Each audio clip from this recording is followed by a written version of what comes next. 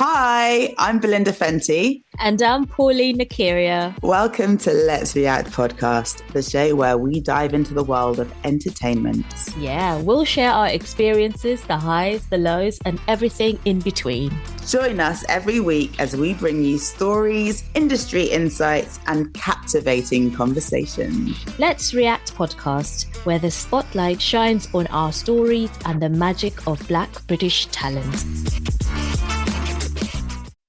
Hey, Pauline, how's it going? Good, thanks. There? I'm quite excited because I've seen that you've gone for something a bit different this week. Yes. And I feel like I'm going to learn something. So tell me, who have you picked for us to discuss this week? So hey Belinda, I realised I just didn't say hey to you properly. And yes, so I have gone for an author called Ignasius Sancho this week because I just thought he is such a fascinating character and a person, and for the time that he lived his life and how he wrote these letters that were turned into a book. And then later a couple of plays about his life. I thought it was quite fascinating to talk about and read some of the letters as well and his stories. So yeah, I've gone for Ignatius Sancho, yeah. Ooh, lovely. Okay, so what can you tell us about Ignatius Sancho? Who was he? So Ignatius Sancho was basically born on a slave ship. And when he got to the Americas where the slave ship was going, his mum had died of an illness, and it is believed that his father committed suicide, but it's not very specific as to whether he committed suicide due to the circumstances or around that time. However, they do say that, and which is also on the British Library as well, that Ignatius was about 2 years old when he was sent as a gift to a noble family in England called the Montague family, who then more or less raised him, and he worked for them as a butler for, they say, over 20 years, just about. And in that time, from what I could get from the information, was that he learned to read by himself through observing his master, but also interacting with the noblemen in that time for the family he worked for. And he was just basically this interesting character. Yeah, I can see that, like you said, he was a butler for the Duke of Montague, so very high social class family. And I'm looking forward to seeing some of the letters. Yes. It says that he wrote about his family life, relationships, interests, religious beliefs, and literary preferences. Yeah. That sounds really interesting. Yeah, so I thought it was like quite a nice origin story, because we've talked about the past, like how our lives affect the stories that we tell, how they are a part of us, and also trying to find a classical text that is, I even said to you, I don't think there's any Black British writings or plays or anything like that we can use, because adding the performative element to the new format for the podcast, but then realizing actually it is such a great story because it's fascinating, And his letters are in the public domain, are they? Yes, they are. Okay. Yeah. It'd be quite nice if you could read me just one of them, just to kind of like get us into the topic. Okay, yeah, of course. Yeah. Okay. I'll just do it in my normal voice. I don't think I can try and imagine what he sounded like, but I'll just assume, obviously, it's quite a noble man if he was with the British, with the Dukes. But yeah, so this one is like, to give you a context, basically, I believe he's talking about slavery and freedom, and it goes: "We are all tainted with a national prejudice. I catch it as well as anybody, and feel as exquisitely as the best of my countrymen. But when I'm wounded in the most sensible part of me, when I feel every pain and every pang that insolence and cruelty can inflict upon the most feeling part of me, I am not ashamed to own myself infinitely superior to these great folks." Reading that, when you think about as a slave, at which point did he become a free man, emancipated, and then still seeing the things that slaves are going through, because actually they do say some of his works played a significant part in the abolition of slavery as well. It's very eloquent, the letter. Yeah. As in, like, it's really, it almost feels ahead of its time to have a man talking about their emotions ultimately and to own them. And you can almost feel some of the pain in that very short letter. Yeah. You know, we're always telling men to open up about their emotions, like today in 2023. And here he is back then in the 18th century admitting to it. And even the fact, the way he starts it, we are all tainted with a national prejudice. Yeah. You know, and feel as exquisitely as the best of my countrymen. I would love to know whether that was, and I would assume, identifying himself as a nobleman as well at this point, especially having to own a business, if you think about it. Because they said he got to meet a lot of authors, writers, actors, as he worked for the Montague family. So interacting with all these elite people, and then having a shop, like to own a shop as a black man, you know, in the 1700s as well. I'm just thinking about it. But like, he clearly was, like you said, you can see how intelligent and how well-spoken he was writing this. And then... Yeah, you're right, yeah. And that first line, like you mentioned, is quite special. To me, anyway, I could be interpreting it incorrectly, but it does seem to say what we talk about these days. The fact that, you know, for example, even if you are black, it doesn't mean that you don't hold like prejudice against yourself because you almost inherit it from the social climate. Definitely. So you know how sometimes in America they're like, oh, but the police officer who did this to the black person was black too. Yeah. As an excuse to say that it can't be racist, but that's not actually true because we're all affected by the system and we're operating within a system that is teeming with, discrimination. Sure. So no, you're right. You're definitely right, honestly. And it is kind of like a reality check when you think of someone writing this kind of thing and you just like, wow, hang on. If you think about also here, and this is something that was happening in England, because a lot of, you know, the violence, the systemic ideas of racism, the way they started, like the whole thing, you know, and the part that England had to play in slavery is not really discussed as much as in America. Yeah. I know there's a bit, the bit of reading when he talks to his master about what he gets from reading. Oh, yeah? It's just one sentence, I know, but it's just like he's responding to his master saying, oh, why do you read? What is it about reading that you like? Reading, my dear master, is that garden whence I have gathered a little wisdom. Yeah, I love that. Yeah. I love the idea of like knowledge being like a garden, or at least books being a garden full of fruit. I can kind of also imagine, obviously, if he was a child, they probably must have let the other kids just be like, oh, okay, he needs to grow up. And so he's just listening as they're being taught. He's not really being taught specifically, but I would assume that's how he learned, because I'm just thinking about, like, we spoke about Luganda. I speak Luganda, but I learned Luganda by listening to other kids. I wasn't taught it. It's a different language to the dialect my parents from the tribe they're from. And I learned it through listening.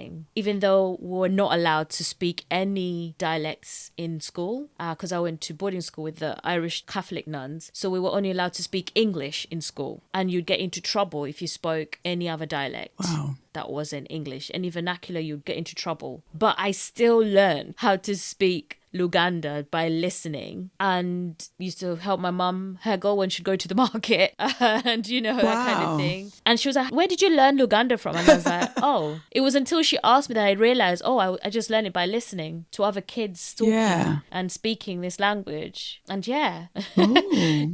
so I can only imagine him learning like that by listening, by hearing, and then that being reflective of the way he speaks, the way he writes stuff. Do you know what I mean? So the environment that he was in, he just basically just picked it up, I'd assume. Yeah, I wonder whether someone taught him how to read I would assume so. Yeah, maybe the family would have other kids and they're just like, oh, cool. Because you know how kids can be open and innocent. They don't really, unless an adult tells them, oh, that person's different from you. You shouldn't Yeah. really. But the vibes I'm getting from reading about, you know, Mr. Sancho is that the environment he was in was, it might have been negative, but focusing on the positives. It might have been in a situation where there's, yeah, other kids in the house and he was a child when he was brought to the house. Literally, he was a toddler. Ah, yes. And I've just There's, seen, at the British Library site that John Montagu, second Duke of Montagu, encouraged his education and gave him books to read. yeah, that's great. That made all the difference, potentially. Definitely. Potentially, yeah. Yeah.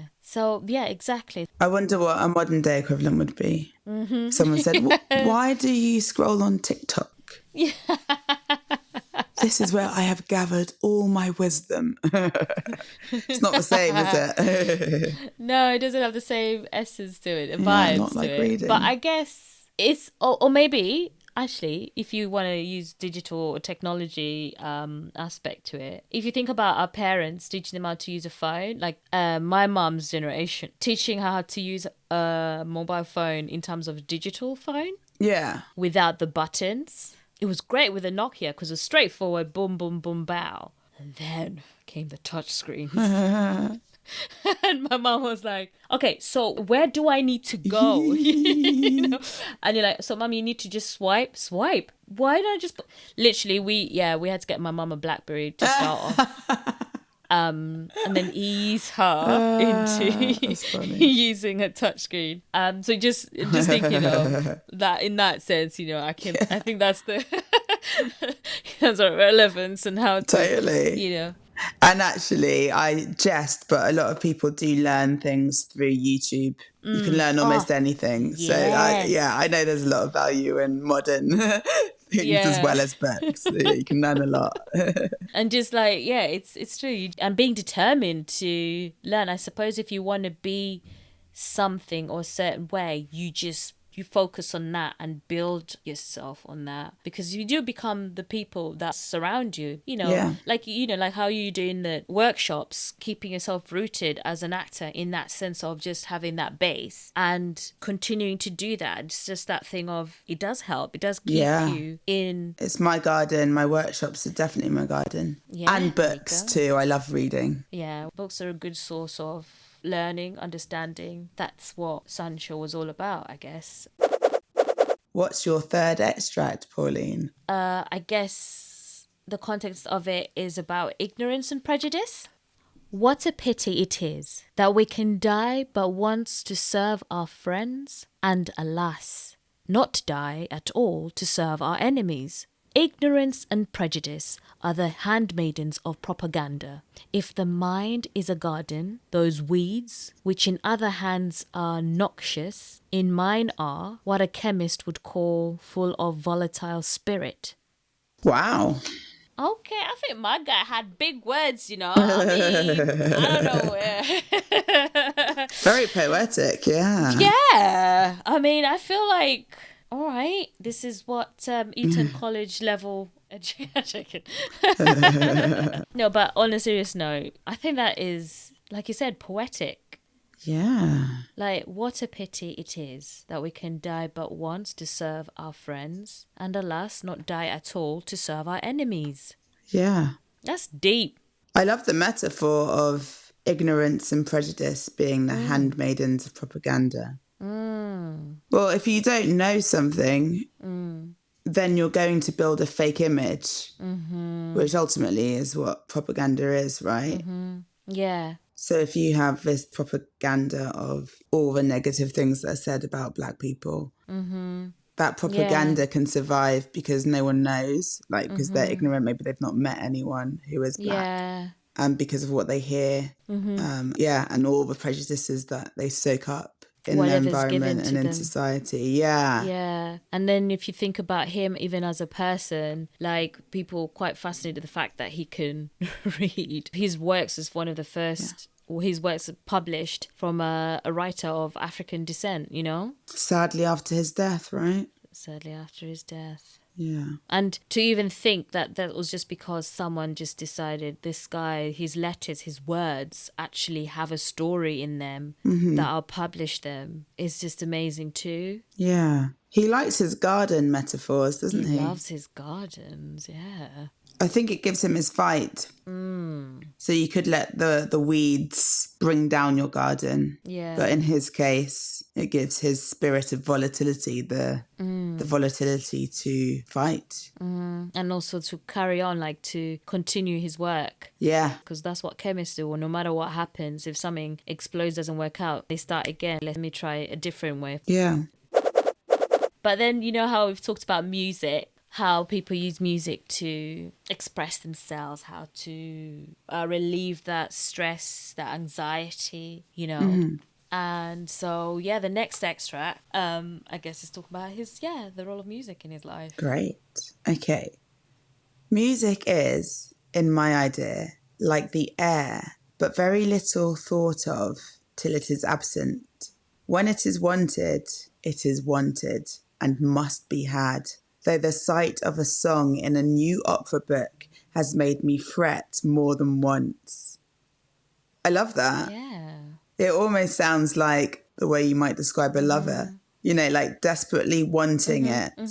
It being like the air, you know, you need that to breathe. But you never really think of it. Yeah, you can take it for granted and then it vanishes and then you're like, oh my gosh. Yeah. And like it's saying, you know, when it's wanted and it must be had. That sounds very much like a lover. But then you get it. So he gets like a new song in an opera book and he's fretting. Yeah. So it's like, oh, you're really annoying, you lover. Just even as a whole, when you think of films and you think of theatre, even just storytelling, there's always some kind of music to it because it brings out that emotional, it adds to the effect of that scene, of that part of the storytelling, doesn't it? Yeah, it really does. That background music can really build an atmosphere. You can really build emotion. Yeah, because when you think of like Jaws, whenever someone just goes, dun dun dun dun dun dun, Exactly. dun, you know, it's...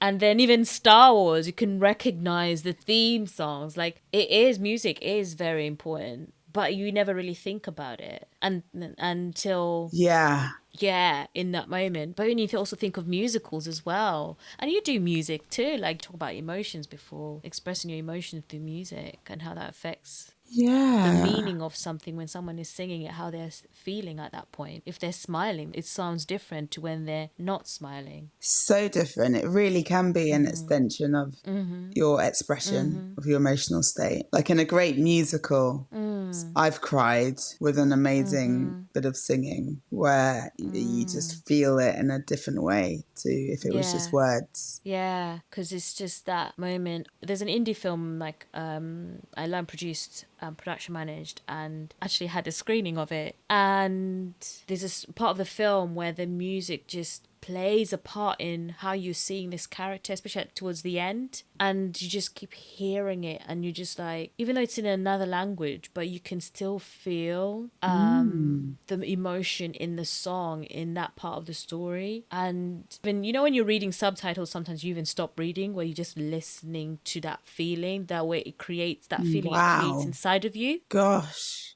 can't wait to see it. No, it's You'll have to let me know when I can. Yeah. Even like the other film, the gymnastic film, the short film with Barney, these things aren't mine. And because it's such a visual based film, it's all about the physical performance of Gabby King, amazing acrobat, gymnast, dancer, the emotions of the experience that she went through, and how music plays a part in it, and how that is important in telling the story. And if the music's not right, it will affect the meaning of the story. It will change. Totally. Yeah, music is powerful, and I like that, definitely. I listen to a lot of music. When I get my Spotify rundown at the end of each year, it's like it looks as though I've spent every minute of my life listening to music. It's a crazy number of hours a day, Yeah. I wish I remember, But yeah, and you realize the different phases you went through throughout the year, because there's some points you listen to different kinds of music. Like for me, in the summer, R&B, like 90s R&B music sounds mash. It is like, yo, okay, yeah, and the sun is out. It just feels, it's good vibes. Like, even though the song is about, oh, my heart is broke. No, babes, it just sounds different in the sun. And when it's raining, I don't want to listen to Heartbreak Hotel. I don't want to listen to We Belong Together. You know, no. What comes in the rain? Rain, I think. What do you go to? I like listening to old school house music. Yeah. There's something about the house music in that time. Like, I think it's the sounds, the feeling of the rain and all that. I thought you were going to go for, I don't know, something depressing. Maybe like some, I don't know, some dark indie music or metal. Maybe I just like to uplift my mood based on how I'm feeling. I don't want to feel that way in that moment. So I just go to something that's just going, and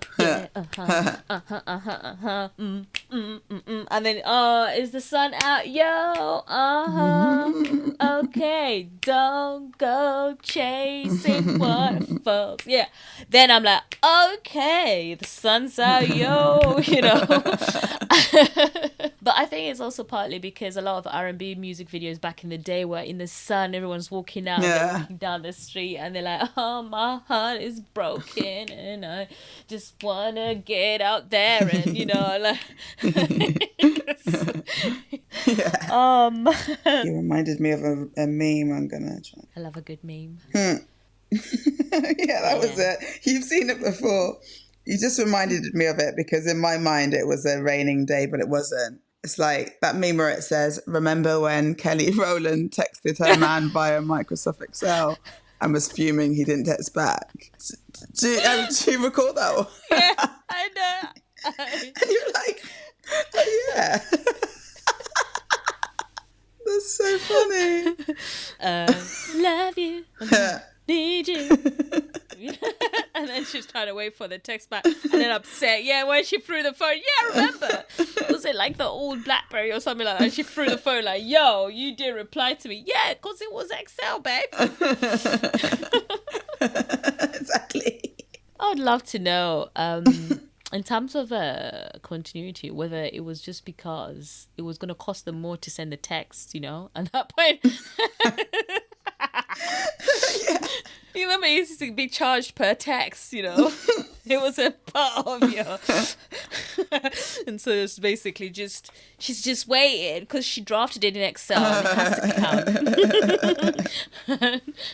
And it was like a rehearsal. We can't... We're running out of battery. Yeah, well, I was going to say, well, did they have no money to actually... I don't know. That's so funny. It's a freaking music video.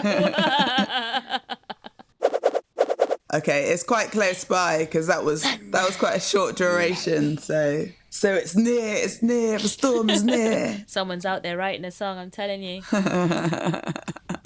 It's such a rumble. I'm in awe of the weather. It is so magical. That is such an English thing.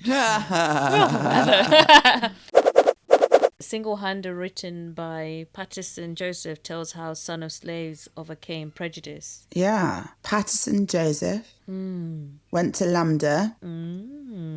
Has been in some amazing plays, like Julius Caesar at the RSC, for example. He was an RSC actor, So here you have an example of an actor who has seen a story and gone, this needs to be a play. And he's written a novel on Sancho. Oh, he's written a novel? This play. Damn. Yeah. Sick. So obviously as inspired as it sounds like you were when you picked Sancho. And I love that in, you know, the article you sent me that was from The Guardian. He's quoted as saying, growing up in London in the 1970s, Joseph was, in quotes, always defensive about the colour of his skin. People would ask him where he was from and then chuckle when he replied Willesden Green, saying, yes, but where are you really from? Every other day we go through it, like someone just asked, where are you really, really from? And I love that portrait of Sancho in colour. Yeah, me too. Just quoting, I suddenly realised this play is about America. It's about Britain. It's about the now. And this was in 2018. Oh. Yeah. Closing extract. As to myself, I would fain sit down and scribble to some purpose, But on looking round for materials, all I can find to stick my pen in is a wife and 7 children. My youngest boy squalling for a new gimerack to dangle at the end of a string. My 2 daughters clamorous for new gowns, and my wife asking for pin money and a new supplicated dish. In short, I wish myself established in some little snuggery with a pleasant grove or purling stream before my door, where I might sit and read and write and not be obliged to write and read and talk and walk and live to the destruction of every better and brighter employment, but till some Elysium can be found, or till the improvement of my friends in affluence, I shall live and die as a bookseller's hack. That's beautiful. Thank you for that, Belinda. Thank you, Sancho. Thank you indeed, Mr. Sancho. It's nice when I do a bit of homework. It's so fun. I love doing a bit of research. I'm actually learning. Yeah. I'm really learning from doing this podcast, like learning a lot about just general history. And it doesn't have to be whatever history it is. I just love that. I love learning about Ignatius Sancho. You know, thank you, Ignatius Sancho. I knew you were in the thunder in the back with Belinda there. Just Thank you, Pauline. oh, thank you so much, Belinda, as well. It's been such a fun episode. Thank you for listening, and we hope to catch you next week. Give us a follow on all your podcasting platforms as well as social media, and Thank you so much. Till next time. bye. Bye.